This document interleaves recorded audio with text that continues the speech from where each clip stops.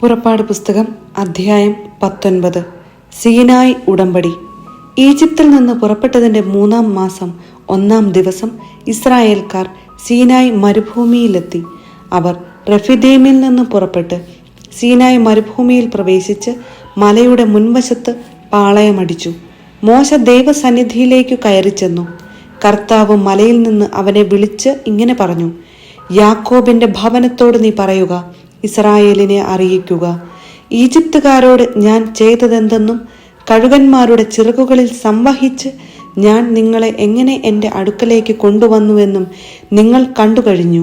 അതുകൊണ്ട് നിങ്ങൾ എൻ്റെ വാക്കു കേൾക്കുകയും എൻ്റെ ഉടമ്പടി പാലിക്കുകയും ചെയ്താൽ നിങ്ങൾ എല്ലാ ജനങ്ങളിലും വച്ച് എനിക്ക് ഏറ്റവും പ്രിയപ്പെട്ട എൻ്റെ സ്വന്തം ജനമായിരിക്കും. കാരണം ഭൂമി മുഴുവൻ എൻ്റേതാണ്. നിങ്ങൾ എനിക്ക് പുരോഹിത രാജ്യവും വിശുദ്ധ ജനവുമായിരിക്കും. ഇവയാണ് ഇസ്രായേൽക്കാരോട് നീ പറയേണ്ട വാക്കുകൾ. മോശ ചെന്ന് ജനത്തിലെ ശ്രേഷ്ഠന്മാരെ വിളിച്ച് കർത്താവ് കൽപ്പിച്ച കാര്യങ്ങളെല്ലാം അവരെ അറിയിച്ചു. ജനം ഏകസ്വരത്തിൽ പറഞ്ഞു: കർത്താവ് കൽപ്പിച്ചതെല്ലാം ഞങ്ങൾ ചെയ്തു കൊള്ളാം. ജനത്തിന്റെ മറുപടി മോശ കർത്താവിനെ അറിയിച്ചു. കർത്താവ് മോശയോട് പറഞ്ഞു: ഞാൻ നിന്നോട് സംസാരിക്കുമ്പോൾ ജനം കേൾക്കുന്നതിനും അവർ നിന്നെ എപ്പോഴും വിശ്വസിക്കുന്നതിനും വേണ്ടി ഇതാ ഞാൻ ഒരു കനത്ത മേഘത്തിൽ നിന്റെ അടുക്കലേക്ക് വരുന്നു. മോശ ജനത്തിന്റെ വാക്കുകൾ കർത്താവിനെ അറിയിച്ചു. അപ്പോൾ കർത്താവ് മോശയോട് പറഞ്ഞു: നീ ജനത്തിന്റെ അടുത്തേക്ക് പോയി ഇന്നും നാളെയും അവരെ ശുദ്ധീകരിക്കുക. അവർ തങ്ങളുടെ വസ്ത്രങ്ങൾ അലക്കട്ടെ.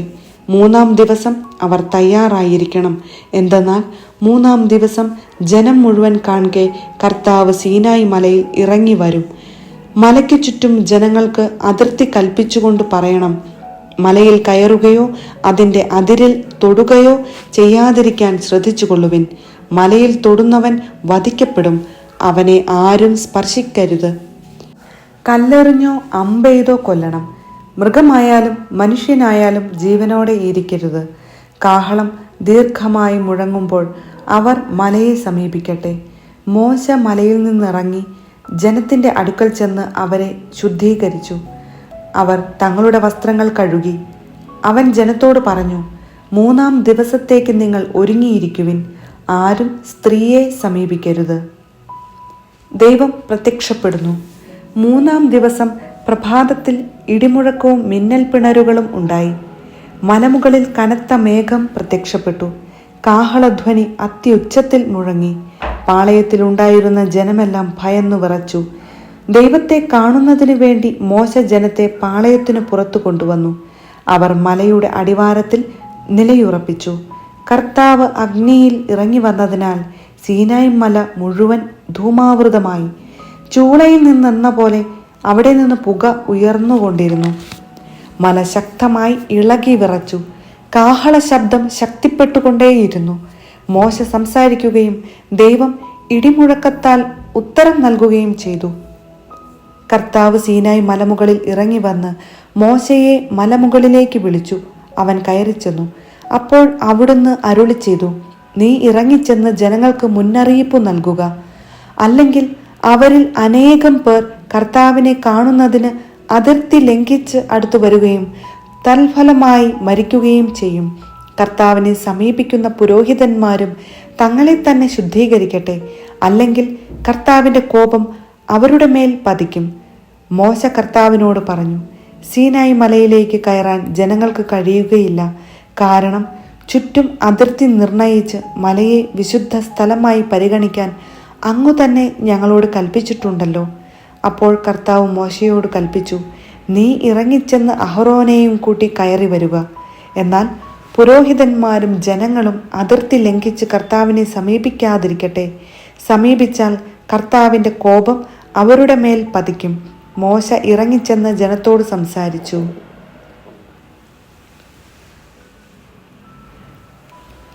പുറപ്പാട് പുസ്തകം അധ്യായം 20. 10 പ്രമാണങ്ങൾ. ദൈവം അരുളി ചെയ്ത വചനങ്ങളാണിവ. അടിമത്തത്തിന്റെ ഭവനമായ ഈജിപ്തിൽ നിന്ന് നിന്നെ പുറത്തു കൊണ്ടുവന്ന ഞാനാണ് നിന്റെ ദൈവമായ കർത്താവ്.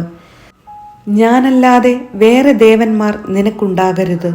മുകളിൽ ആകാശത്തിലോ താഴെ ഭൂമിയിലോ ഭൂമിക്കടിയിലോ ജലത്തിലോ ഉള്ള ഒന്നിൻ്റെയും പ്രതിമയോ സ്വരൂപമോ നീ നിർമ്മിക്കരുത്.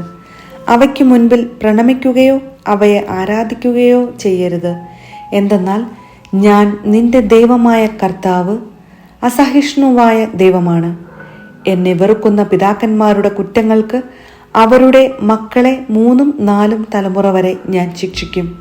എന്നാൽ എന്നെ സ്നേഹിക്കുകയും എൻ്റെ കൽപ്പനകൾ പാലിക്കുകയും ചെയ്യുന്നവരോട് 1000 തലമുറകൾ വരെ ഞാൻ കരുണ കാണിക്കും. നിന്റെ ദൈവമായ കർത്താവിൻ്റെ നാമം വൃഥാ ഉപയോഗിക്കരുത്. തൻ്റെ നാമം വൃഥാ ഉപയോഗിക്കുന്നവനെ കർത്താവ് ശിക്ഷിക്കാതെ വിടുകയില്ല. സാബത്ത് വിശുദ്ധ ദിനമായി ആചരിക്കണമെന്ന് ഓർമ്മിക്കുക. 6 ദിവസം അധ്വാനിക്കുക, എല്ലാ ജോലികളും ചെയ്യുക. എന്നാൽ 7-ാം ദിവസം നിന്റെ ദൈവമായ കർത്താവിൻ്റെ സാബത്താണ്.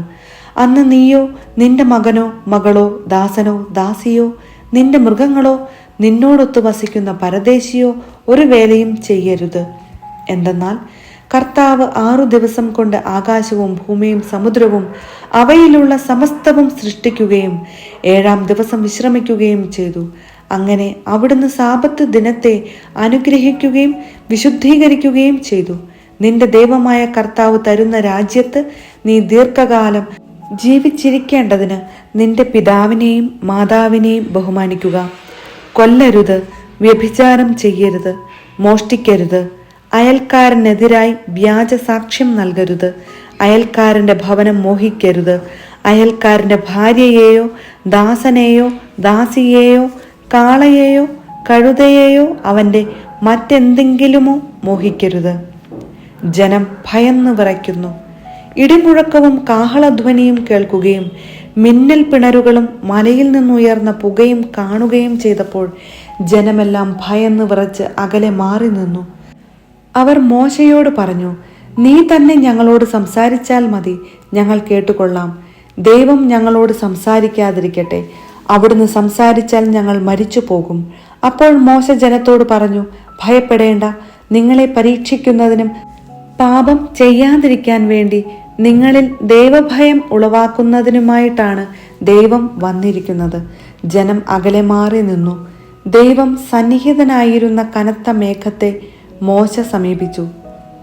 കർത്താവ് മോശയോട് പറഞ്ഞു, ഇസ്രായേൽക്കാരോട് പറയുക, ഞാൻ ആകാശത്തു നിന്ന് നിങ്ങളോട് സംസാരിച്ചത് നിങ്ങൾ തന്നെ കണ്ടല്ലോ.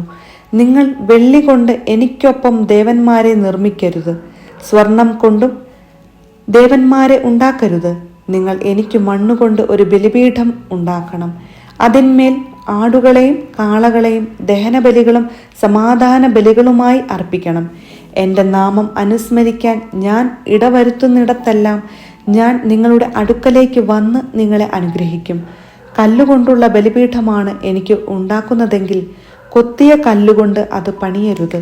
കാരണം പണിയായുധം സ്പർശിച്ചാൽ അത് അശുദ്ധമാകും. എൻ്റെ ബലിപീഠത്തിന്മേൽ നിന്റെ നഗ്നത കാണപ്പെടാതിരിക്കാൻ വേണ്ടി നീ അതിന്മേൽ ചവിട്ടുപടികളിലൂടെ കയറരുത്.